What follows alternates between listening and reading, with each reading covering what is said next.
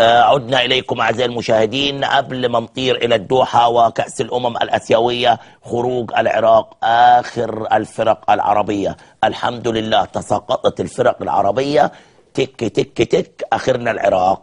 يلا أشجع اليابان أنا بقى وخلاص. اخد معاكم اخبار النادي الاهلي. قبل ما اروح للدوحه، جوزيه يوافق على اختبار الغاني كودا بعد مباراه المقصه التي انتهت منذ قليل. هكذا وفانا الزميل احمد السيد مراسلنا في النادي الاهلي. الاهلي يدرس التعاقد مع البرازيلي اندرسون بعد تعثر صفقه الونجا.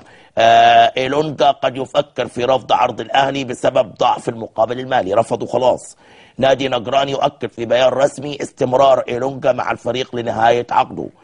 بعد قيده في القائمة الإفريقية، لجنة الكرة تدرس التجديد لحسني يعني بعد موافقة مانويل جوزيه.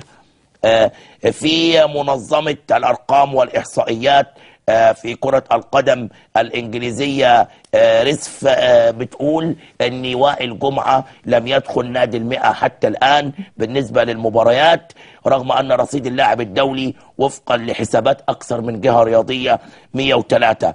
المنظمة قالت أن وائل جمعة حتى الآن 99 مباراة، يعني احنا كنا بنحسب غلط، مش مشكلة. الأهلي يحاول حل أزمة الضرائب من خلال وفد رسمي سيزور السيد وزير المالية خلال وقت قريب جدا. يعني خليني مباشرة أقول لكم أسخن خبر معانا من النادي الأهلي، هو سيون يعلن إفلاسه والأهلي يهدد بالحجز على منقولات عصام الحضري. أذهب إلى كأس الأمم الآسيوية، انتظرونا بعد هذا الفصل.